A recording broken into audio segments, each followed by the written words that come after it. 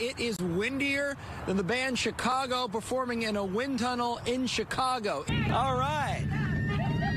All right, I'm getting a lot of cheers. I probably look like the most uncomfortable person on this bike. Jake Reiner truly believed this Christmas would finally pull his family back together. He planned everything, the dinner, the lights, even the perfect playlist. In his mind, he could already see it, sitting with his parents again inside their Brentwood home, laughing, reconnecting, healing years of distance in one warm night. But on December 14th, that hope was destroyed in seconds by a single phone call. Jake learned that his parents, Rob Reiner and Michelle Reiner, were gone. Just like that. And the shock cut even deeper when he heard the name tied to it all. Nick Reiner, his younger brother. The same brother Jake had sworn to protect no matter what. The pain was unbearable, tangled with disbelief, anger, and a heartbreak that felt impossible to survive. Not long after, Jake appeared on KCBS, and what he said stopped viewers cold. "I warned my parents beforehand," he admitted. "I was afraid one day he would do something that couldn't be undone." That wasn't a careless comment. It was the collapse of a lifetime of trust spilling out in real time. Jake finally opened up about the truth that had been eating him alive for years. The favoritism, the constant excuses, and the blind love he believed had protected Nick at all costs. He said his parents always rushed to defend Nick, even when warning signs were flashing bright. And over time, Jake believed all of that slowly built the storm that would eventually tear their family apart. So when Nick called from custody, pleading innocence, begging Jake to help him get bail, Jake didn't hesitate. He said no, not out of cruelty, but clarity. Deep down, he knew this family had been cracking for years, and Nick was the fracture that could never be sealed again. By the night of December 17th, Los Angeles felt heavy under a quiet, frozen sky. As Nick Reiner climbed the courthouse steps across the city, Jake sat under the harsh studio lights of KCBS, the place he'd called home for most of his life. The lights poured down on him, carving deep shadows into his face, making him look thinner, worn, and drained. His eyes were hollow from nights without sleep.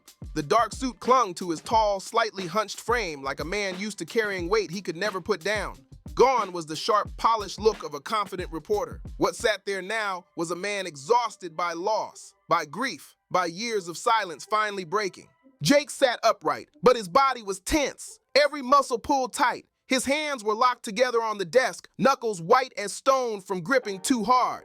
When he finally spoke, his voice came out rough and cracked, like every word had to fight its way free. "I've sat here through so many long nights," he said slowly, "but never one like tonight." And with that, Jake started peeling back the layers of his past, memories spilling out in uneven waves like he'd been holding them in forever. He talked about growing up with the Reiner name, a name that made other people smile, but to him, always felt too big, too heavy, like an oversized coat that looked great on the outside, but never really fit him right. Jake Reiner was born on May 6, 1991 in Los Angeles, a child dropped straight into a world of art and storytelling. His father, legendary filmmaker Rob Reiner, and his mother, Michelle Singer. Reiner, a talented photographer, filled their home with creativity, color, and imagination. From the outside, it looked magical. As the eldest son, Jake grew up surrounded by laughter and brilliance. His grandfather, Carl Reiner, brought humor that echoed through the house, while stories, scripts, and old film reels were just part of everyday life. His early years were warm, loving, and deeply creative, but they weren't the perfect fairy tale people might assume. Jake grew up alongside his younger sister, Romy Reiner, and his little brother, Nick Reiner, and being the oldest meant learning early how to step aside. From as far back as he could remember, Jake gave up pieces of himself for his siblings, especially Nick. It felt like that role had been written for him before he ever got a say. Nick was smaller, quieter, and more fragile, so Jake learned to hold back. He gave up favorite toys, gave up his room, and even gave up explaining himself when things went wrong. Every time Jake tried to speak up, someone would say, "He's still little," and Jake would nod, swallowing his frustration like it was part of the job. Jake truly believed being the big brother meant keeping everything inside. Nick drew more attention, more care, more concern, more everything. When Nick got upset, the whole house shifted. When Nick cried, everything stopped. Dinner, conversation, even laughter. Jake learned to comfort himself quietly, tucked away in corners, teaching himself to stay silent so the peace wouldn't break again. "I'm fine," Jake would whisper to himself, even though no one had asked. That sentence became his shield. What started as love slowly turned into a habit of erasing who he was. Rob and Michelle loved Nick deeply, but it was a love shaped by worry, the kind of love that's scared of losing what it holds too tightly. They protected him, defended him, and believed that with enough patience, every rough edge would smooth out someday. But for Jake, that endless patience came at a cost. His voice. He remembered moments when his father brushed off Nick's outbursts with a laugh, like nothing was ever that serious. His mother would pull Nick close and whisper softly, "He's just having a hard time." And Jake would stand right there beside them, understanding, yes, but also feeling something new grow inside him, a quiet distance, a space that kept widening as the years went on. Jake was careful to say one thing clearly. He never blamed his parents for the way they loved Nick. He knew it came from fear, not favoritism, but that didn't stop the silence from shaping him, or the loneliness from settling in. Slow, steady, and unnoticed for far too long. Deep down, Jake knew his parents were only trying to protect Nick, to steady him every time he stumbled. But as Jake grew older, the weight of that protection quietly shifted onto his shoulders. He became the anchor, the calm one, the fixer, the kid who wasn't allowed to break. He was expected to sacrifice, to stay level-headed, to never rock the boat. "I'm used to it," Jake once told his mother. Half joking, half serious. Michelle smiled back, not realizing those words weren't casual at all. They were a silent flare, a cry for help that went unseen. Baseball became Jake's escape, a sacred family ritual that felt untouched by chaos. It was tradition passed down from his grandfather to his father, and then to him. Rob Reiner took Jake to Dodger Stadium, the two of them sitting side by side under the blazing California sun, inning after inning, like time had frozen just for them. "My father passed on his love of baseball to me, and I passed it on to Jake," Rob once said proudly, his eyes lighting up as he talked about their trips to the Hall of Fame in Cooperstown. Those memories hit him hard, pure joy, pure fatherhood, the good stuff that lasts. But even during those golden moments, Nick's shadow never fully left. Jake's teenage years were tied to his younger brother in ways he couldn't escape. No matter how far Jake tried to run, that bond followed him everywhere. Nick was just 15 when things began to shift. At first, the signs were subtle. Tired eyes, sudden mood swings, nights where he'd disappear without explanation. Jake noticed everything. He thought, he's trying to say something. He's asking for help. But that quiet signal got drowned out as the struggles grew louder and louder. Year after year, Jake watched Nick bounce between school and recovery programs. Progress followed by setbacks over and over again. Every time Nick said, "I'll do better this time," for real, hope flickered back to life like a spark. Jake could still picture those dinner tables, Nick's hands shaking, voice trembling with sincerity. Rob would nod slowly. Michelle would squeeze Nick's hand like she was holding onto the last thread keeping the family together. Jake wanted to believe he really did, but deep down, fear sat heavy in his chest. Fear that he'd already believed too many times before. The hardest part for Jake wasn't just watching Nick struggle. It was seeing his parents wear down right in front of him. Years of emotional exhaustion took their toll. Each setback stole another piece of their strength, and Jake couldn't unsee it. Rob seemed to age faster than time itself. His once straight shoulders slumped under constant worry. Conversations grew shorter, silences stretched longer. Michelle lived in a state of waiting for a call, waiting for a message, waiting for any sign that Nick was okay. Every day became a test of hope versus heartbreak. And Jake stood there watching it all unfold, carrying the weight, holding the silence, knowing something was slipping away, even if no one was ready to say it out loud yet. Standing right in the middle of it all, Jake could feel the fear tightening around his family like a slow chokehold. It was never spoken out loud, but it was everywhere. He still remembered one night in the kitchen when he overheard his mother's voice shaking as she said, "As long as he's still breathing, I won't give up." Those words hit Jake hard. Pure love tangled with pure desperation.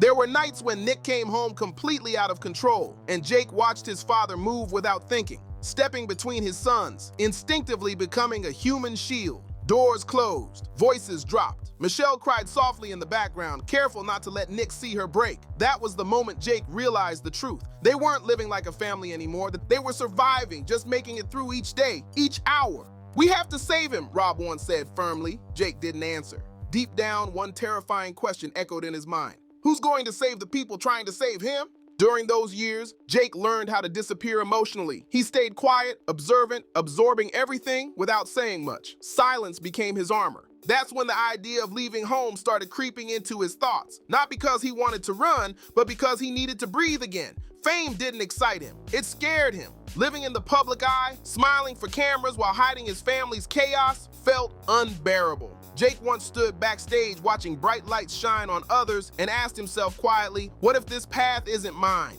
That question followed him for years like a shadow he couldn't shake. And even though he carried the powerful Reiner name, Jake didn't chase Hollywood the way everyone expected. Instead, he carved out his own lane, one that felt real. He enrolled at Syracuse University, majoring in broadcast journalism, and for the first time, something clicked. The moment Jake stepped into a newsroom, he felt alive. The rush of storytelling, the hunger for truth. That's where Jake Reiner finally found his voice. "I only have one other passion, a passion for news," he once said, determined to define himself beyond his legendary father's shadow. After graduating, Jake went all in. No shortcuts, no favors. He started small, working local stations like Kion and Salinas, then moved to KPRC Channel 2 in Houston from 2016 to 2018. Those years shaped him, not just as a reporter, but as a man. Co-workers respected him for being sharp, grounded, and easy to talk to, especially on tough real-world stories involving law enforcement and the community. Jake climbed the ranks the hard way, from small-town assignments to bigger markets, from heartwarming human stories to high-energy live sports coverage. Before long, he became a familiar face on TV, calm voice, focused eyes, steady presence that pulled viewers in. But when the camera shut off and the suit came off, that old emptiness crept back in. Each night, Jake stood alone in his quiet apartment, successful on the outside, carrying a lifetime of weight on the inside. Knowing that no amount of bright lights could fully silence what he'd lived through. Jake felt it every night, that strange, hollow silence that rushed in after the chaos of the newsroom. During his years in Houston and later at KCBS/KCAL in Los Angeles, he lived the life of a true reporter, chasing leads, sprinting toward breaking news, and speaking directly to the public with grit and honesty. And even though his last name carried weight, Jake never leaned on it, not once. He built his career step by step, earning respect the hard way through long hours and relentless work. One thing, though, never faded: his love for baseball. To keep that bond alive, he co-hosted the Incline Dodgers podcast with close friends. Each episode was full of laughter, energy, and real passion. A way for Jake to stay connected, not just to the game, but to the family moments that once meant everything to him. Whenever Jake talked about KCBS, something changed in him. His posture straightened, his voice settled. Like the newsroom was the last solid ground he still trusted. He remembered endless overnight shifts, freezing locations, and telling other people's broken stories with a reporter's calm, steady tone. "I chose journalism," he once said quietly, "because I thought if I stood behind the story, life wouldn't call my name." Then came a faint smile, thin, fragile, barely reaching his eyes, like a crack in glass. "I was wrong." That sentence didn't land softly. It hung there like a confession. In time, Jake found himself drifting back toward acting, not as the privileged son of Hollywood royalty, but as a man returning to something familiar and intimidating all at once. He stepped in carefully, carrying hesitation and courage side by side. Slowly, the roles came. Television, film, light comedies, and raw dramas. Each role peeled back another layer of who he really was. Jake never tried to dominate the screen. He didn't need to shout to be seen. He slipped into characters quietly, carrying the grounded weight of someone who had already lived through loss, pressure, and reflection. Audiences noticed. He wasn't just Rob Reiner's son anymore. He was Jake Reiner, a storyteller in his own right. Thoughtful, layered, deeply human. Then came 2023, a major turning point. Jake appeared in acclaimed series like Curb Your Enthusiasm, For All Mankind, an American crime story. But it was his leading performance in the independent film Love and Taxes that truly stopped people in their tracks. The moment it became clear that Jake Reiner wasn't chasing a legacy anymore. He was building his own. What happened next stunned everyone. Jake's performance didn't just get polite praise, it earned him the Best Actor award at the Myrtle Beach International Film Festival in 2024, a moment that finally silenced the doubters and proved he wasn't writing anyone's name. Even his smaller but unforgettable roles in films like Shock and Awe turned heads, showing something rare and undeniable. Jake Reiner had mastered a powerful blend, the sharp awareness of a journalist's eye mixed with the depth of an artist's soul. He understood people, tension, silence, and truth in a way that couldn't be taught. But the hardest truth Jake ever shared on air didn't come from a script or a headline. It broke through his calm reporter's voice when he admitted that during those rare, quiet moments between takes, his thoughts always drifted back to his parents. Even surrounded by lights, cameras, and full crews, Jake realized he wasn't just performing for directors or audiences. He was performing for them, the two people who had guided him through every chapter of his life. In his mind, Rob was always there, standing just a few feet behind the camera. Arms crossed, eyes sharp, that familiar mix of seriousness and pride written all over his face. Michelle, meanwhile, felt softer,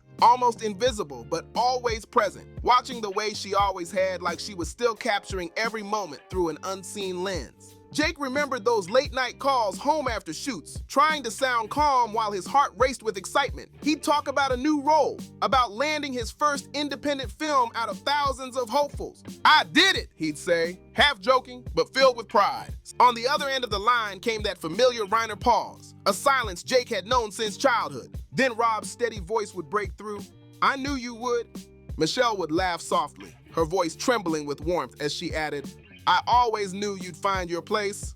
Those words became Jake's fuel, his quiet source of strength. Every award, every good review, every small win, he wanted them to hear it first.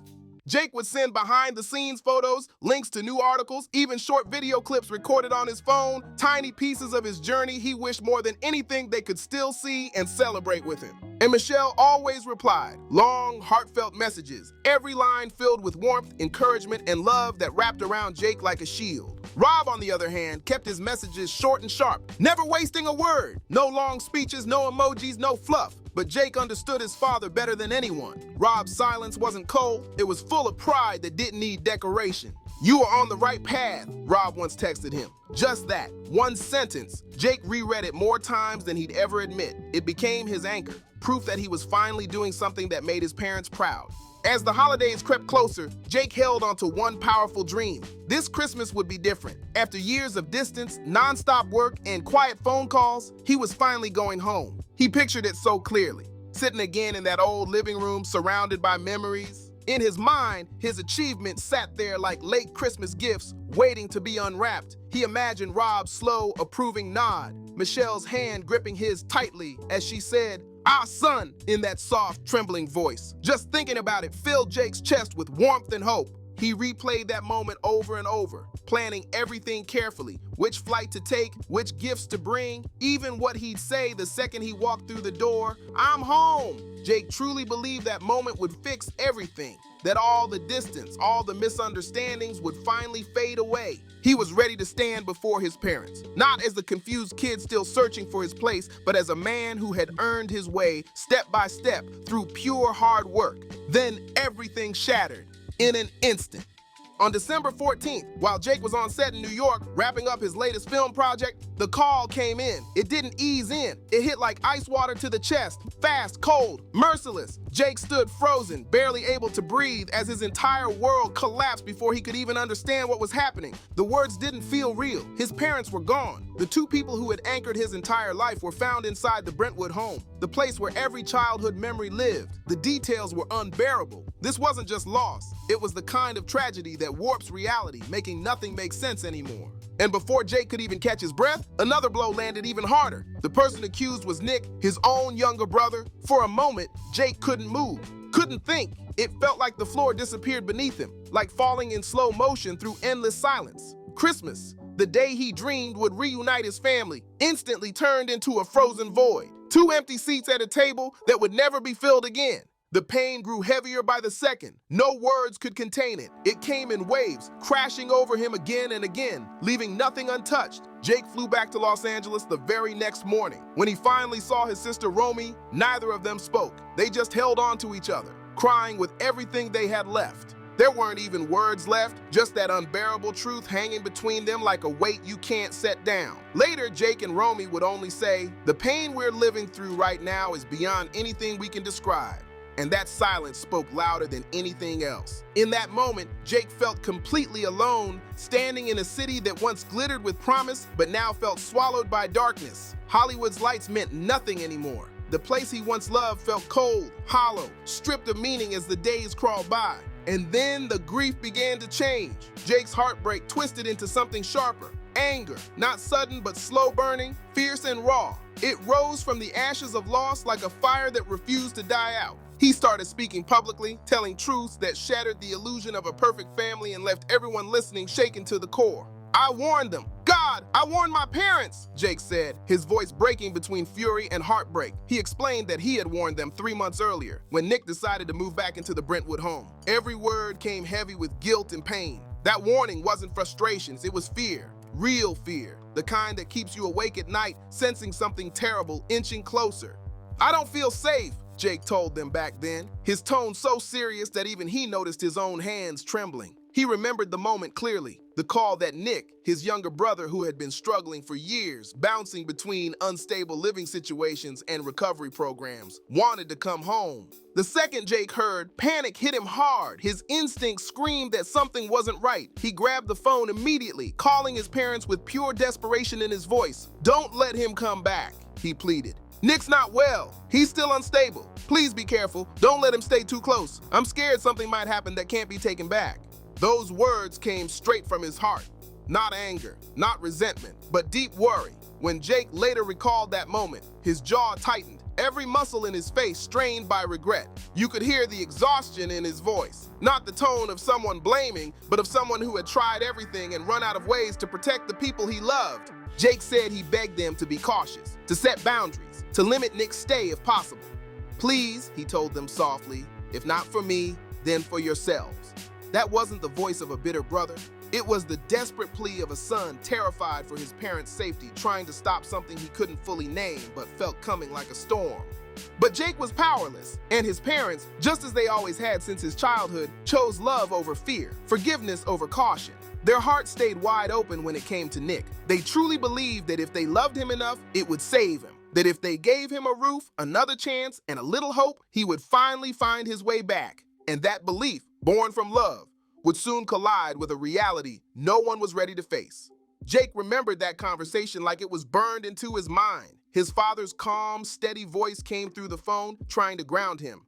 "Son, Nick is your brother. He's trying to change. We're family. We have to stay together." Those words never left Jake. They echoed in his head like a ghost he couldn't outrun, no matter how hard he tried. Then came Michelle's voice, softer, warmer, full of reassurance. "We'll keep an eye on him, sweetheart. We'll help him get through it." She meant every word. But even as she spoke, Jake felt a tight dread rising in his chest, a warning he couldn't explain but couldn't ignore either. Jake tried again to make them see it. He reminded them of Nick's unpredictable outbursts, the long nights when things spiraled fast and hard, the years Nick had spent unstable, drifting and struggling. He told them how deeply that darkness had rooted itself in Nick's life, how it wasn't just a phase or a rough patch, but their compassion drowned out every warning. Their hope overpowered Jake's fear. Love blinded them to the danger Jake felt creeping closer with every passing day. And then the unthinkable happened. On live television, Jake's voice cracked as he tried to force the words out. His emotions spilled over, raw and uncontrollable. I never thought he could do something like this." The pain in his voice was so real, it silenced the entire room. It wasn't just heartbreak, it was disbelief, shock, and devastation all crashing together. Tears streamed down Jake's face, and that sorrow twisted into something sharper, rage. The love he once held for his brother collapsed into a burning resentment he couldn't hold back anymore. "Nick took them from me," Jake said through clenched teeth. "Nick destroyed everything. I warned them, and no one listened." In that moment, Jake wasn't just grieving, he was shattered, betrayed by the very blood that once held his family together. But that fire didn't last long. It collapsed into something heavier, something suffocating. Guilt. Jake replayed everything in his head over and over. Should I have gone home sooner? Should I have spoken louder? Should I have pushed harder? The questions never stopped, each one cut deeper than the last. "If I had come back earlier," he whispered, his eyes distant and hollow, "would things have turned out differently?" The silence that followed was louder than any answer, just endless torment that refused to let him rest. When Jake thought about Nick, his emotions tangled into a knot too tight to undo. Anger, sorrow, pity, disbelief, all colliding at once. "He's my brother," Jake said softly, his voice trembling under the weight of it all. "But he's also the person who took my parents away from me." The words caught in his throat, heavy, painful, and impossible to escape. Jake turned away like saying the words out loud made the nightmare too real to survive. His body finally gave in, shoulders curled inward, his back slumped. His hands shook uncontrollably as tears streamed down his face. Quiet, relentless, like a dam breaking after years of pressure. This wasn't just grief anymore. It was everything crashing down at once. He'd held it in for far too long. "I warned them," he whispered again, barely audible, like repeating it might somehow rewrite the past. The room sat frozen in heavy silence. And then Jake's phone buzzed. One sharp vibration, one number flashed on the screen. He knew it instantly. Nick, his chest tightened hard. Jake stared at the screen, frozen between love and fury, between wanting to hear his brother's voice and wanting to throw the phone across the room. Long seconds passed. He didn't move. He was terrified that answering would drag him straight back into a nightmare he wasn't ready to face, one that still had its claws buried deep in his soul. When he finally answered, Nick's voice came through hoarse, frantic, soaked in fear. You could hear it, the panic of someone who felt like they'd lost everything. He spoke fast, breathless, like silence itself might end the call. "Jake, I didn't do it," he kept saying. "It's not what they're saying. Everything just got out of control." His words tumbled over each other, desperate and broken. "Please believe me," Nick begged, his voice cracking. "You're the only one I have left." Jake squeezed the phone so tight his knuckles turned white. That voice, scared, trembling, wasn't just a grown man's voice. It was the same voice from years ago. The voice of a little brother Jake had spent his entire life trying to protect. For a split second, his heart tore itself in two. Rage on one side, heartbreak on the other. Then Nick said the number, $4 million. It came out like a lifeline thrown into darkness. "Please," he begged, "you can help me. Your connections, your money, anything. Just get me out. I can't survive in here, Jake." Each word hit Jake like a blade, slicing straight through his chest, ripping open wounds that hadn't even begun to heal. Love and fury collided violently inside him. In his mind, he could hear his parents' laughter, faint, distant. He could almost see them. Rob's calm smile, Michelle's soft, loving eyes, both gone forever. Jake stood frozen between two cliffs, loyalty and loss. His heart pounded as he took a breath so deep it shook him. "Nick," he said slowly, his voice barely above a whisper, "I can't." The line went silent, a pause that felt endless. Those three words fell heavy and cold, not out of cruelty, but from a heartbreak so deep there was no room left for denial. Nick exploded on the other end, his voice snapping with panic, rage, and despair. Accusations flew. He screamed that Jake had betrayed him, that he was turning his back just like everyone else. "You're just like the rest." Jake squeezed his eyes shut as tears fell faster than he could wipe them away. His voice trembled as he fought to speak through the pain. "I'm not abandoning you," Jake said softly, shaking. "I just can't run from the truth anymore. But I can't save you this way either." Jake's voice cracked as the words left his mouth, and then came a silence heavier than any scream could ever be. The line trembled, hung there, and then nothing, no argument, no goodbye, just a hollow, crushing quiet that felt final in a way nothing else ever had. What hit Jake in that moment wasn't logic or reason, it was finality. A line drawn too late, too painful, and far too real. The call ended with ragged breathing, and then emptiness. Jake stared down at the dark screen, his heart pounding so hard it physically hurt. It felt like he had just severed the last thread tying him to his brother, the last piece of family he had left. He didn't know if Nick believed him, he didn't know if Nick even understood him, and he didn't know if what he'd just done was right or wrong. All Jake knew was this brutal truth. Sometimes love isn't enough, and realizing that might be the cruelest punishment life can hand you. When Jake's report finally ended that night, December 17th, the world went still. Viewers didn't move. People sat frozen in front of their screens like standing up would somehow make the reality hit harder. It felt like time itself paused. Then slowly, social media lit up. But not with rage, not with noise, no screaming debates or flashy hot takes.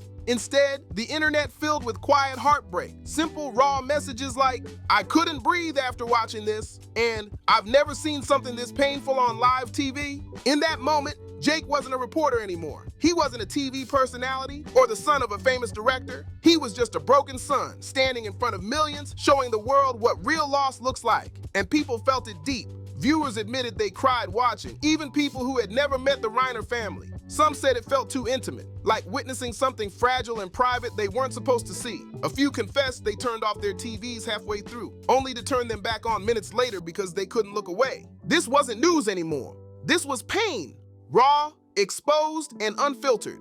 One comment went viral almost instantly. "I watch the news to understand other people's lives, but tonight I felt like I was watching pain no one should ever have to endure in public." That single line captured everything. Across forums and social feeds, discussions exploded, not with arguments, but with emotion. On one side, people mourned Rob Reiner's legacy, the films that brought laughter, comfort, and joy to generations, now overshadowed by tragedy. On the other, there was deep sorrow for Jake and Romy, the surviving children left carrying wounds no one should ever have to bear. "They didn't just lose their parents," one comment read. "They lost the very idea of what family means." That line alone pulled thousands of reactions, hearts, tears, and messages from strangers suddenly connected by shared humanity. For many homes that night, Jake's report became more than a story. It was a wake-up call. People hugged their loved ones tighter. Some picked up their phones to call a sibling, a parent, or a friend, just to hear their voice and know they were still there. Jake's tragedy didn't stay on that screen. It spilled outward, touching lives far beyond his own. A painful reminder that love, loss, and family can shatter without warning. And when they do, nothing is ever the same again. What this story struck wasn't just personal, it was universal. It reminded everyone of a terrifying truth. Sometimes the deepest heartbreak doesn't come from the outside world at all. It happens inside. Inside the very home we believe will always protect us. In the days that followed, Jake's nights turned into battles he couldn't escape. The nightmares came again and again. Flashes of his parents' final moments collided with the echo of his own warnings, the ones that went unheard. Sleep offered no peace. Every time he closed his eyes, the same thought clawed its way back. 3 months, just 3 months ago, I said everything I could, if only they had listened. His grief didn't soften. It burned, fierce, relentless, a fire that refused to die out. From the outside, Jake Reiner's life had always looked perfect. Success, respect, momentum, and a legendary last name. A journalist people trusted, an actor on the rise. Everything once seemed steady, bright, and secure. But when those outer layers were stripped away, what remained was something far more human. A man who carried silence for too long, a man who saw danger coming and screamed into the void, unheard until tragedy struck from within his own bloodline. That's what made the pain so impossible to heal. It wasn't just loss, it was regret lodged deep in his bones. Jake hadn't just lost his parents. He lost faith in the idea that love and warnings are always enough. The belief that family alone can fix everything shattered completely. His journalism, his acting, every achievement he worked for suddenly felt small compared to the one question that will never stop echoing in his mind. If they had listened that day, would things be different? Now Jake Reiner lives with a wound that time can't touch, one filled with grief, guilt, and a love that will never feel complete. And when he finally spoke out, it wasn't for fame or sympathy. It came from something deeper, a final attempt to turn unbearable personal pain into a warning for others, a hope that no one else would ever have to live with the same silence, the same regret, the same haunting what if. Because Jake's story leaves behind a truth that's hard to face. Family isn't built on love alone. It's built on listening, on seeing things clearly before it's too late. Sometimes the warning signs are right in front of us. Sometimes love can't fix what's already breaking. And some mistakes don't come with second chances. There are Christmases that will never come again. Thank you for staying with me until the very end of this story. Through every heartbreak, every revelation, and every painful truth. If Jake's journey made you feel something, if it reminded you of your own family, your own struggles, or your own strength, share your thoughts in the comments below. Not to judge, but to connect, to listen, and to understand each other better. And if you want to keep following stories that go beyond the headlines, stories that dig deep into the real emotions behind the people and the pain, don't forget to like, subscribe, and share this video. Your support keeps these stories alive, and every comment reminds us why truth, empathy, and real connection still matter.